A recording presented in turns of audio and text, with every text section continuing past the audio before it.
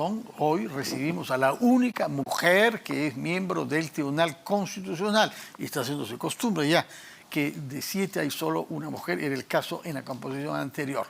Pero precisamente se trata de una jurista de larga trayectoria como académica que ha hecho una tesis doctoral sobre dignidad humana y derecho laboral, por una parte, y sobre el tema del trabajo de mujeres. Dichamente no vamos a hablar sobre eso con ella hoy, en otra oportunidad espero que venga, pero, porque es un tema muy importante, queremos comprender los alcances y la manera como han razonado ustedes para tomar una posición sobre el recurso de inconstitucionalidad que algunos congresistas, 33, es el 25%, presentaron contra una ley.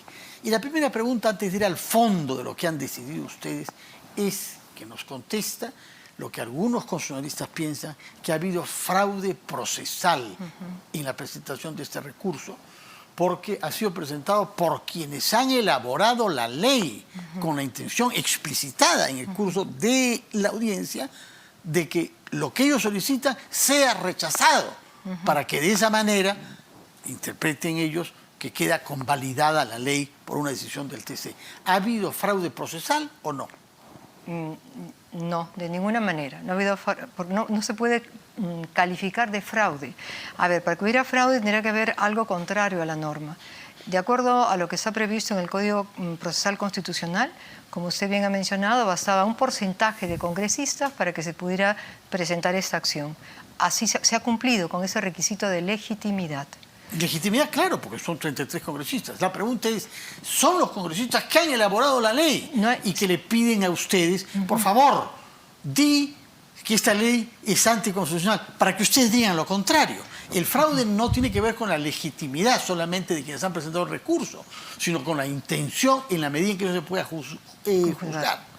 Mire, nosotros en el tribunal jamás estamos inquiriendo por la intención que tienen los recurrentes, las personas que presentan cualquier tipo de demanda o de recurso ante el tribunal. Lo que nos interesa siempre, y vemos, es una causal objetiva. Si estos señores que han presentado la acción de inconstitucionalidad tenían esta intención, eso no lo podíamos deducir cuando llegó, por un lado, y aunque lo hubiéramos sabido, estábamos obligados a decidir de acuerdo a la Constitución. O sea, eso no podía ser un impedimento para pronunciarnos. Si ellos querían ver si realmente lo suyo era constitucional o no, a lo mejor le hubiera salido el tiro por la culata, pienso yo, si es que no lo era. Los argumentos que han empleado hasta donde sé son los mismos que la SUNEDU utilizó para la medida cautelar que presentó. Es decir, hemos analizado en el fondo, tengo entendido, las mismas cuestiones. Nosotros lo que tenemos que hacer siempre es ver esta acción de cualquier persona o institución vulnera derechos fundamentales, vulnera algún derecho previsto en la Constitución, sí o no. Solo eso. No podemos decir, nos parece que esa ley no es conveniente, no es técnicamente suficiente, porque no somos legisladores. Basta con decir, ¿es constitucional? No es constitucional. Además, si hubiéramos declarado que no es constitucional, no revive la norma anterior. Hubiéramos hecho todavía un daño peor al país, porque ¿Un daño peor? Claro. Supone que han hecho un daño. No, porque hubiéramos hecho un daño peor. Si usted considera que es un daño al país el haber, que ha habido un fraude, considera que yo entiendo que no lo ha habido, porque no lo hay, de hecho que no existe, no se dan las condiciones para que pueda haber un fraude. Si se considera, hay gente que dice eso es un daño al país. El daño al país hubiera sido si hubieran presentado una ley que realmente fuera inconstitucional, porque la que han presentado no es inconstitucional. Si lo hubiera sido, ¿qué ocurre? En doctrina jurídica se dice que hay un agujero negro en la legislación. ¿Por qué? Porque no puede revivir lo anterior, ya que el acto de derogar, que tiene esa norma inconstitucional, eso sí es constitucional. Decir derogo, no podemos, o sea, está derogada. Lo que estamos diciendo que no es constitucional es la nueva forma, por ejemplo, en este caso, de organizar la SUNEDU. Y como la forma de organizar la SUNEDU no va contra la Constitución... Sí, ahora vamos a ir justamente a su decisión desde el punto de vista del fondo. Pero antes de eso, quería referirme a un artículo que usted ha publicado en El Comercio el día de ayer, que va un poquito más allá que la pura decisión constitucional, porque hace comentarios generales para tratar de aclarar los alcances y da su punto de vista, que se resume en una idea. esta decisión va a permitir que la composición del Consejo Directivo de la SUNEDU garantice más la autonomía que antes. Esa es su idea, ¿no es cierto? La calidad universitaria, a lo mejor. Bueno, la autonomía del Consejo Directivo, por lo pronto. Se supone que si hay un buen Consejo Directivo, ellos van a velar por la calidad, ¿no? Y seguir con una política de exigencias que lleven, en algunos casos, a cerrar universidades que no las cumplan. Eso es un principio que todo el mundo reconoce. Pero, ¿está usted segura de que la composición actual garantiza una mayor autonomía de la SUNEDU respecto a la composición anterior? Bueno, eso, como digo, es un tema opinable, totalmente opinable. Por lo tanto, no nos hemos pronunciado sobre la norma anterior, sino sobre esta. Lo que, a ver, si antes la SUNEDU dependía del Ministerio de Educación... ¿La SUNEDU dependía? Sí, del Ministerio de Educación. Sí. Porque era el ministro de Educación el que nombraba al superintendente. A uno, sí. ¿No es cierto? Ahora que se ha dicho, el Ministerio de Educación forma parte del Consejo Directivo como uno más, junto con el CONCITEC y junto con la CINEACE. Entonces son 3 funcionarios del Estado que están allí puestos para vigilar por esa calidad educativa. Además, hoy en día, ya esos son consideraciones que he ido haciéndome en estos días posteriores al fallo, porque el fallo fue el día 20. Sí. Pero ha habido comentaba hace un momento, tal polvareda, decía, ¿por qué este asunto despierta tantos sentimientos encontrados? Y entonces empecé a leer algunas noticias que decía la rectora de la Universidad de San Marcos, que decían, bueno, yo soy de la Universidad Católica, es mi alma mater, y que decían otros, y bueno, ahí me encontraba dos posiciones totalmente divergentes. San Marcos considera que han recuperado la autonomía, otros las públicas. Pero San Marcos representa una minoría de públicas, ¿no? Lo que yo entiendo, hay 40 en una asociación que tiene una postura contraria que la de la San Marcos. Es minoritaria, ¿no? Lo que yo entiendo ahora es que va a haber voz en la SUNEDU de universidades a lo mejor de provincias. ¿Por qué? Porque ahora tiene que haber, de hecho, 2 docentes de universidades públicas y una de privadas, ¿no es cierto? En la actual composición de la SUNEDU. Sí. Igualito va a ser con la nueva ley. Ya. La diferencia está que estos que están ahorita, de donde yo he visto sus hojas de vida, enseñan en la Cayetano, en la San Marcos y en la Católica. No he visto que enseñen en una universidad del interior. Probablemente cuando haya la elección de estos nuevos miembros, a lo mejor van a elegir como miembro representante a alguien de Lima, a lo mejor, pero de otra universidad que no sean las que han estado hasta el momento, como docentes. O puede ser que sea del interior del país. Entonces, yo creo que son temas, como digo, muy opinables. Yo no creo que, de hecho, estamos convencidos que no se altera la autonomía universitaria y, mi modo de ver, a lo mejor hasta podría ser mejor que antes, porque entre ellos deciden quién va a ser el superintendente. Entonces, todos apostamos por una buena educación. Creo que si el tribunal hubiéramos visto... ¿Está usted segura que todos, o está hablando de todos los miembros del TC y los dirigentes de algunas universidades? Porque realmente ha habido en nuestra sociedad, hay gente que ha pensado en la universidad no para garantizar la calidad académica de nadie, sino para enriquecerse y acumular poder político, sino blanquear dinero. Efectivamente. Ahora, yo cuando digo pienso todos los que estamos interesados en la buena educación, ¿no? A eso me refiero. Toda la gente que estamos preocupados por este tema, todos queremos buena calidad educativa. Yo pienso, especialmente a las personas con menos recursos, todos los esfuerzos que hacen para mandar a su hijo a la universidad. Por eso la SUNEDU tiene una gran responsabilidad. Junto con eso, ese modelo de SUNEDU es SUNEDU 2, podríamos decir, porque primero fue SUNEDU 1, el que ha habido en la ley anterior. A lo mejor dentro de unos años o lo que fuera, se dan cuenta que esa composición no es la ideal y puede ser que el legislativo decida de otra manera. Pero ahí ya nosotros lo único que tendríamos que decir es, ¿está de acuerdo con la Constitución? ¿Viola la autonomía? ¿No viola la autonomía? ¿El Estado le están impidiendo velar por la calidad educativa o no se lo impiden? Hasta ahí llega nuestra tarea. Como usted bien dice, ya lo otro es mi opinión personal, pero no está en mi decisión. Por supuesto, no es la sentencia. A propósito de procedimientos, ¿por qué no se ha publicado la sentencia todavía? Usted nos ha recordado que se tomó el 20, estamos a 29 por la noche. Es decir, hace 9 días que simplemente sabemos por nota de prensa que han votado mayoritariamente en ese sentido. Valídese la ley como constitucional. Sabemos que hay un voto en minoría, ni siquiera sabemos de quién. ¿Por qué mantener las cosas en este nivel de opacidad y lentitud? Comprendo, ¿no? Y quisiera, de verdad, que hubiera sido distinto. Lo que ocurre es que hemos entrado en receso en el Tribunal Constitucional desde el día 20, después de esa votación que tuvimos en el Pleno, hasta el día 4 de enero. Entonces, como estamos en receso, el reglamento normativo establece que si hay un voto singular o un fundamento de voto, el magistrado tiene 7 días para emitir ese voto. Como estamos en receso, los 7 días se van a contar cuando regresemos. Desde el 4 hasta el 11 de enero. Más o menos, sí. Es una mala idea, ¿no? Porque justamente usted ha dicho que ha habido turbulencias y se comprende por qué. Hay dinero, hay poder político, hay la buena fe de jóvenes durante mucho tiempo estafada por personas que los han visto simplemente para cobrarles dinero y engañarlos que les daba una formación que les permitiría tener trabajo. Efectivamente, justamente como un tema tan sensible, nosotros tuvimos el deseo de verlo pronto antes de irnos a este receso y pensamos que debería tranquilizar a la ciudadanía saber que no era inconstitucional la norma. Si piensan que tiene que cambiar, bueno, no nos corresponde a nosotros entrar en esa temática. Pero ya sabiendo cuál es la decisión del tribunal, nos parecía que de esa manera podría cada uno dirigir sus pasos a donde quería dirigirlos.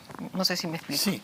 Ahora, respecto del fondo mismo, el problema en parte viene de la composición anterior de la Asamblea Nacional de Rectores, en donde un desastre, dice usted, ¿no es cierto? ¿Por qué? Porque eran las universidades que se regulaban a sí mismas. Claro. Ese principio, no sé si es anticonstitucional, pero es irracional en todo caso. Y no parece conveniente. Por lo menos no parece conveniente. No. De hecho, se demostró que no lo era. Y efectivamente, porque se mantuvo una inercia y una laxitud para que funcionen todo tipo de universidades y hagan todo tipo de promesas académicas que no se podían satisfacer, y el resultado es que no habían profesores nombrados a tiempo completo, que no habían bibliotecas, que no había investigación, que no había identidad universitaria. Realmente es una situación lamentable. Y hay quienes sostienen que nuestra crisis actual política y moral es consecuencia del bajo nivel académico que han recibido nuestros jóvenes durante más de 25 años. Por eso es que ha habido todas esas turbulencias y por eso hay tanta susceptibilidad ante la decisión que debían tomar ustedes. La pregunta es, ¿la composición actual no abre otra vez la puerta a ese mismo vicio de que los regulados sean reguladores de sí mismos? A ver, es que es el vicio que tendría ahora también. ¿Por qué? Porque con la ley que se ha derogado, en este momento hay 3 representantes de las universidades, ¿no es cierto? 2 docentes de universidades públicas y una de privadas, y 2 ciudadanos. Y como estos ciudadanos, por lo que yo he leído, tienen que tener requisitos semejantes a de cualquier profesor ordinario. Entonces, insisto en que he visto que esos profesores, salvo que no esté publicado, enseñan en universidades de acá de Lima, es lo que he visto. Entonces tenemos 5 personas ligadas a universidades que son las que están en la SUNEDU. Y ahora vamos a tener nuevamente, pero además de ellas, son personas que que van a poder elegir en todo el país a sus representantes, no son los rectores necesariamente, porque dicen representantes, tampoco tienen que ser docentes. Entonces yo no veo tanta diferencia, porque ¿por qué voy a desconfiar por decir así, de la rectitud de las personas que están trabajando en este momento? Yo no creo que los que estén ahí, que sean docentes de esas universidades, estén ahí por intereses de la Católica o de la San Cayetano. Me imagino que están trabajando por la calidad del país. Bueno, pues igual tendrán que hacerlo los otros, y si no lo hacen, serán todas las medidas administrativas que tendrán que utilizarse. ¿Qué es lo que cambia en la composición de la SUNEDU? Lo que cambia es que estos 3 docentes universitarios ya no van a ser elegidos a nivel Lima, por decir así, por un concurso que se hace acá, sino por una elección que hacen todas las universidades públicas para tener 2 representantes y todas las universidades privadas para tener un representante. Eso es lo que cambia, que es elección. El segundo cambio es también que hay elección de todos los colegios profesionales, y de ahí viene, dentro del directorio está un representante del Minedu, uno del Concitec, que ya estaba, y otro del CINEACE, que es el Sistema Nacional, ¿no?, de Evaluación y Acreditación de Calidad Educativa. Entonces, tenemos a una serie de funcionarios públicos especializados en temas de investigación y calidad educativa que de parte del Estado van a vigilar. Por tanto, no son mayoría, no son juez y parte, tan juez y parte o menos que ahora, me da la impresión. Si ahora tenemos 5 y ahora después van a ser otros, entonces no hay eso, al menos, salvo que yo esté mal en matemáticas. Se ha cuestionado también que se diluye el principio de que el Estado, a través del Minedu, es el ente rector de la educación superior. Pero si está el Minedu formando parte de este consejo directivo. ¿Pero es el ente rector? De todas maneras, bueno, el Porque ente rector... usted misma ha dicho que es Sí. uno Sí, en el consejo. entre ya no ellos- es el superintendente que es designado por el Estado. Exactamente, es un superintendente elegido por ellos. Porque es el modelo que ha elegido el legislativo en este momento y que no es contrario a la Constitución. Pero vemos que a través de esas otras instituciones sí vela por la calidad educativa. Si es mejor, si es peor, bueno, tengo la esperanza que sea mejor, la verdad, pero no puedo poner mi mano al fuego. De acuerdo. Un tema que se ha discutido y que ha dado mucho fervor a los que defienden la sentencia adoptada por el TC es que se venía violando la autonomía universitaria. Hemos escuchado eso en boca de algunos rectores, especialmente la de la San Marcos. Pero ustedes, el TC, en su composición anterior, porque ahí también ha habido un cambio de la composición, de las identidades, no, digamos, de la estructura.